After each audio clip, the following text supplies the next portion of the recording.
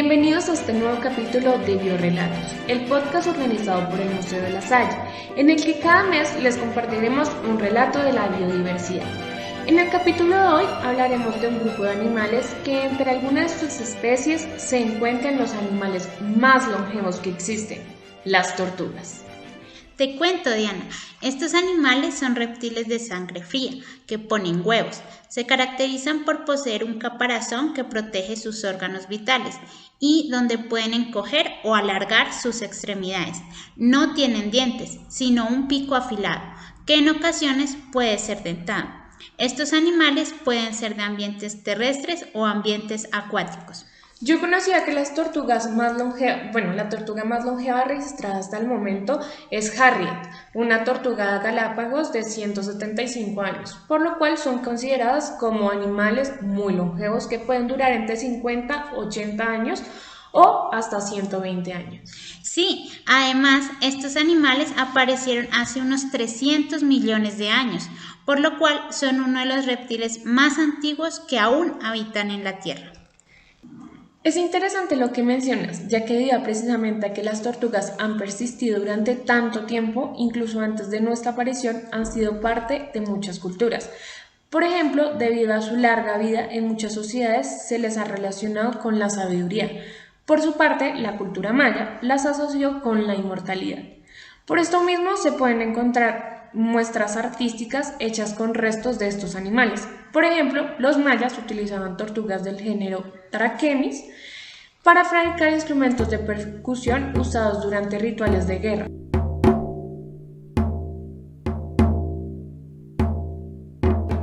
Tienes razón. Además, sumado a lo anterior, se puede ver actualmente representaciones de estos animales en nuestra cultura.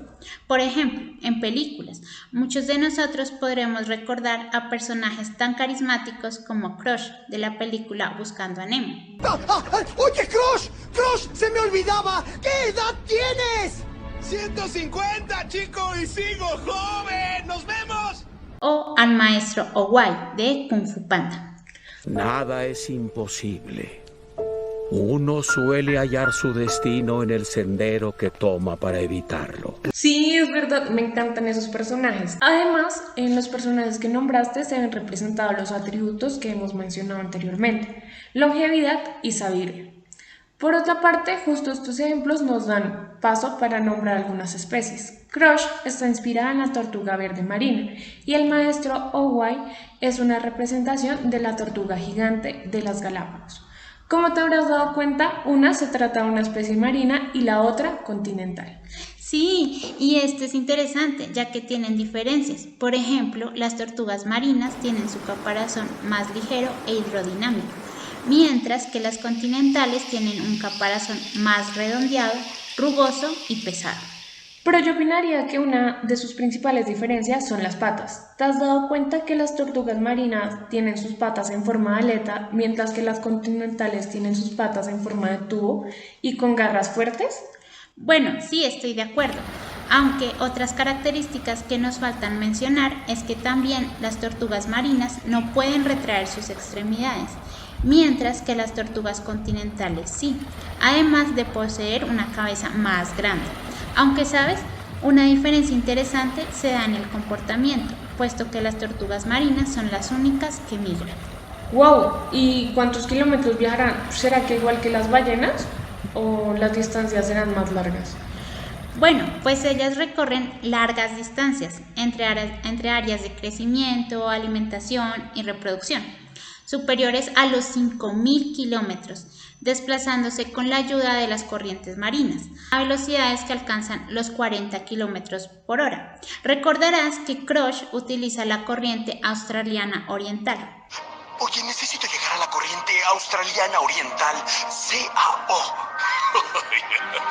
Estás en ella, chico. Gózala. ¡Qué genial son las tortugas marinas! Mira que alguna vez me contaron de una página donde uno podía observar las rutas que utilizaban. Esta se llama Sea Turtle.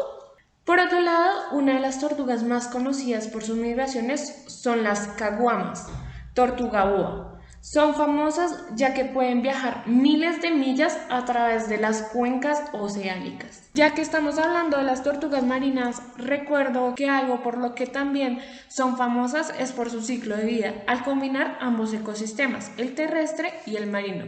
Pero bien, contémosles a nuestros oyentes cómo es ese ciclo. Bueno, primero la tortuga hembra debe salir a la costa más cercana en donde cavan un agujero en el cual dejarán los huevos, que aproximadamente son 200. Posterior a esto, el huevo tarda aproximadamente 80 días en eclosionar. Luego, con la luz de la luna, se guían para llegar al mar. Una vez en el mar, buscan comida fácil de digerir y capturar, como es el plancton y el pasto marino. Esto se da entre 1 a 10 años. Luego, en la etapa semiadulta, pueden estar en zonas cercanas a la costa y alimentarse de otras cosas. Ya en su etapa adulta, ya son capaces de aparearse, viajar a diferentes áreas y defenderse gracias a su caparazón.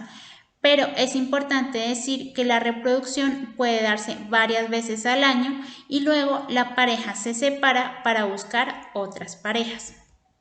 Uy, súper chévere, aunque también las tortugas terrestres es parecido, las hembras buscan un lugar seguro para cavar, aproximadamente ponen como 20 huevos por nido, pasando unos 8 meses, las crías salen, la madurez sexual se alcanza entre los 8 a 25 años de edad, dependiendo de la especie, aunque cambiando de tema, deberíamos hablar de la importancia de estos animales. ¿Sabías que las tortugas representan uno de los recursos faunísticos más importantes del mundo?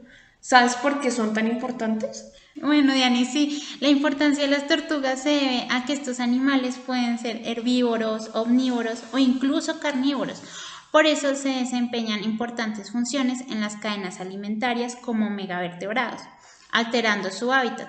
Por ejemplo, actuando como dispersores de semillas, también algunas en sus cuevas son utilizadas por otros animales como las serpientes y anfibios. En el caso de las tortugas marinas, al mover la arena facilitan la liberación de nutrientes. Bueno, Cami, es demasiado triste lo que nos cuentas, que a pesar de que estos animales son tan importantes, como pues lo mencionabas, están amenazadas. ¿Qué amenazas se enfrentan?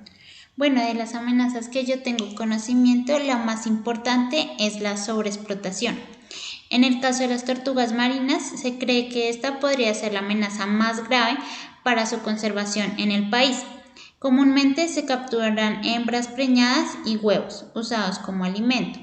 La magnitud de esta práctica se evidencia en los relatos de los pescadores, quienes cuentan que en zonas cercanas al santuario de flora y fauna Los Flamencos, hacia 1950, se cosechaban entre 12 a 18 nidos de tortugas carey en la temporada de mayo a septiembre, pero que desde 1985 no se han registrado nidos de esta especie.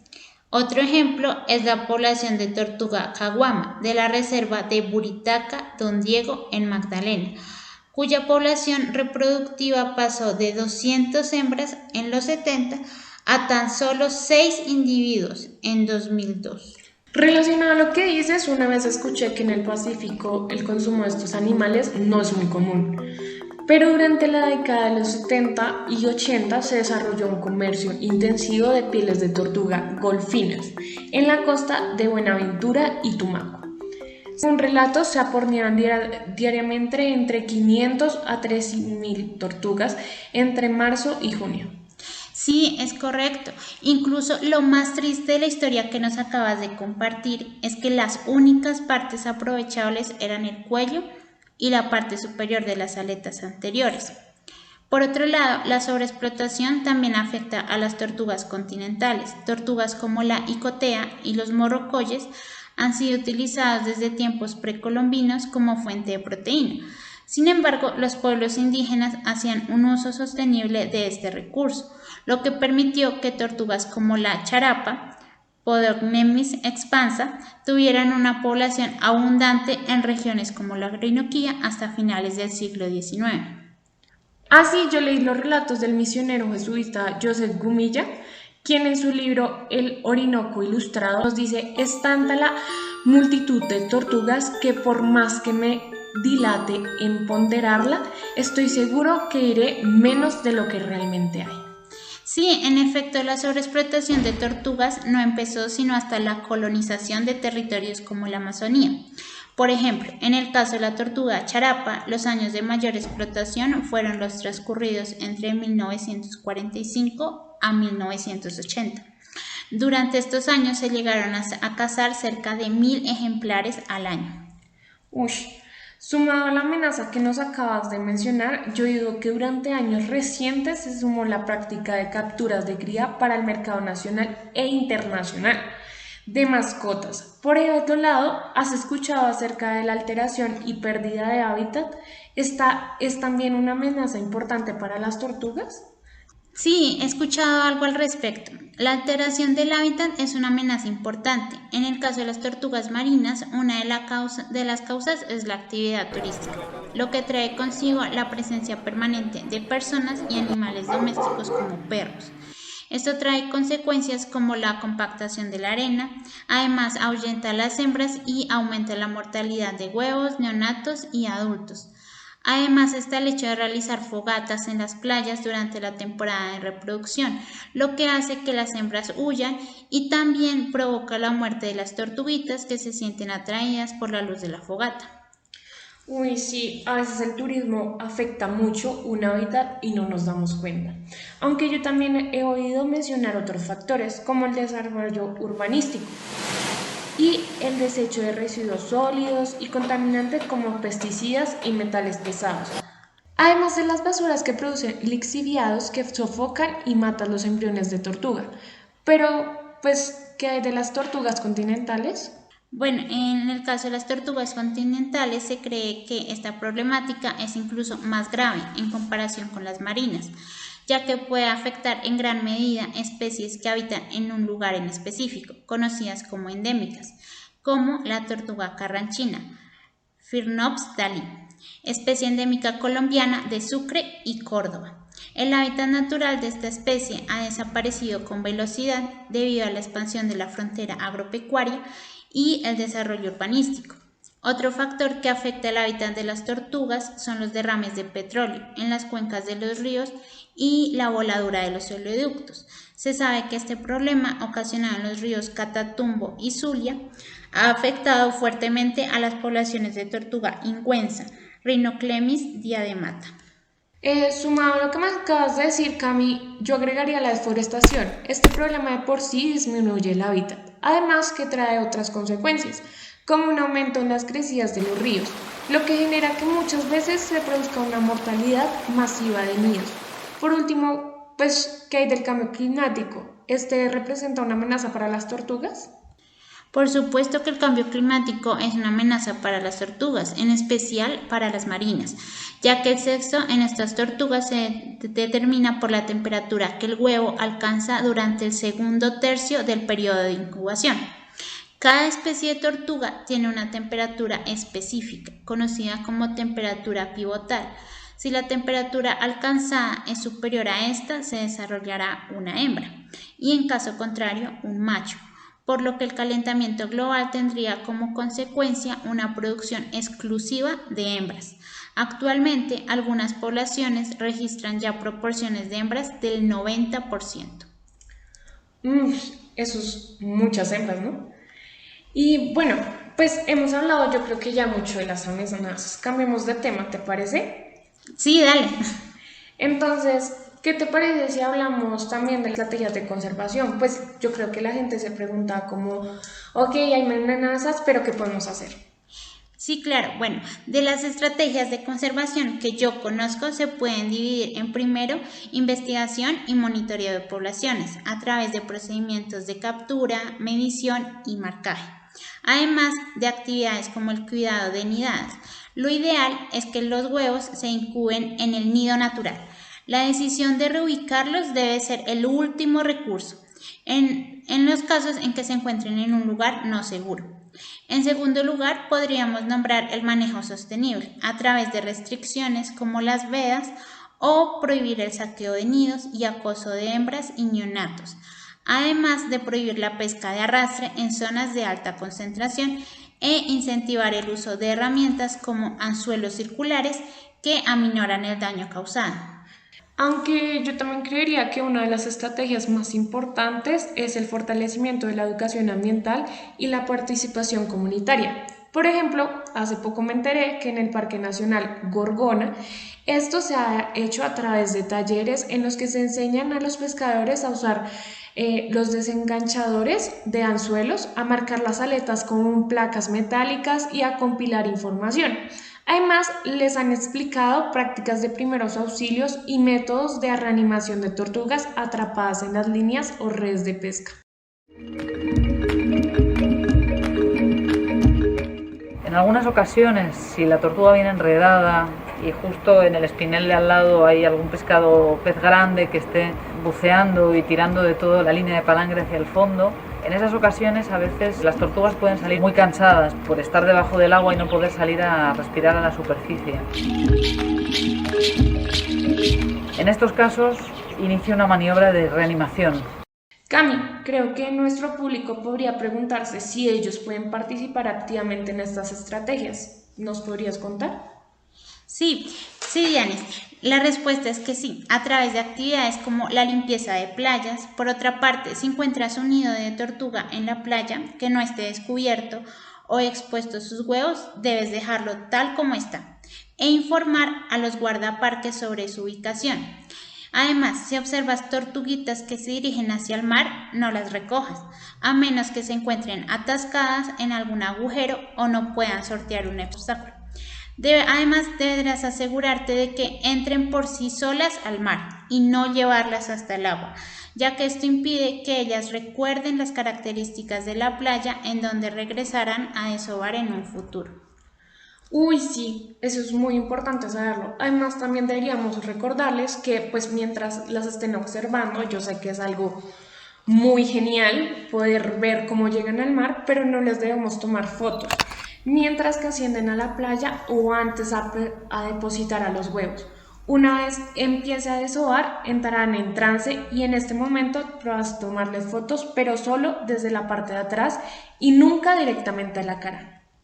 Sí, bueno, y ya por último creo que es importante recordar que nuestras acciones de consumo afectan la biodiversidad, por lo que también se puede ayudar a la conservación de las tortugas a través de no consumir estos animales o sus productos derivados. Y por supuesto, evitar arrojar desechos plásticos, residuos tóxicos o cualquier otro material contaminante a los ríos o al mar. Cami, pero bien, hemos hablado de que existen algunas especies, hemos mencionado unas, pero deberíamos hablar qué tenemos en nuestro país, en Colombia. Sí, Dianis, bueno, en cuanto al país, tenemos 32 especies de tortugas, 5 de estas son marinas y 27 continentales. La mayor diversidad está en las regiones del Amazonas y el Orinoco. Por otra parte, en el Caribe, Pacífico y Magdalena se distribuyen las 3 especies endémicas del país: la tortuga del río Podocnemis leguana, la cabeza de trozo Kinosternum duni y la carranchina Mesoclemis dali. Lamentablemente, cerca del 40% de las especies se encuentran en alguna característica de amenaza y dentro de estas 4 están incluidas dentro de las más amenazadas de Sudamérica, 2 de ellas endémicas, la tortuga de río y la carranchina. Por su parte, en cuanto a las tortugas marinas, las tortugas carey y canal se encuentran en peligro de extinción y la tortuga verde, golfina y negra se encuentran catalogadas como en peligro de extinción. La verdad me parece compleja esta situación y pues es tan grave que incluso muchas poblaciones locales han desaparecido o se encuentran a punto de hacerlo, como ocurrió a la colonia de tortuga Gogo, que anidaba en las playas del departamento de Magdalena, pero aparte de las anteriores, ¿qué otras especies crees que podemos mencionar? Bueno, también además de endémicas, en el país podemos encontrar especies casi endémicas, que se caracterizan porque su distribución se extiende a otros países como Ecuador y Venezuela, aunque la mayor parte de su hábitat se encuentra en nuestro territorio. Algunas de estas especies son la tortuga chibigüí, Rhinoclemis nasuta, e ingüenza, Rhinoclemis diademata. con carácter casi amenazado ambas, y algunas con distribuciones más amplias que se extienden en países de Centro y Sudamérica. Entre ellas se encuentran 4 especies de la familia Pelomedusidae, todas catalogadas como vulnerables. Entre estas están la tortuga conocida como cabezón, Peltocephalus dumerlianus, que habita en la Orinoquía colombiana y en la Amazonía de Perú, Colombia y el occidente de Venezuela, y la tortuga cupizo, Podocnemis sextuberculata, que vive en la cuenca de Amazonía en Colombia, Perú y Brasil. Aunque por último cabe mencionar que yo he visto tortugas en la ciudad, en los humedales. Bueno, en algunos humedales tengo entendido que son de la especie tortuga icotea, llamada Trachemis caligostris, aunque se me hace bastante extraño, ya que tenía entendido que el hábitat natural de esta tortuga en realidad se encontraba hasta los 1500 metros de altura. Sí, pues el ejemplo que nos acabas de mencionar, en efecto, se trata de una especie foránea para la ciudad, que inclusive puede llegar a ser una amenaza para la biodiversidad local, ya que consume huevos de tinguas y sobre todo peces, como el pez capitán y la guapucha. En verdad, la presencia de esta tortuga en nuestros humedales, como en el humedal Santa María del Lago, es consecuencia de un problema que tú nombraste, y es el tráfico ilegal de este animal para su uso como mascota, ya que es muy común que con el tiempo la persona se aburra o se incomode con el animal y lo termine dejando en los humedales y parques.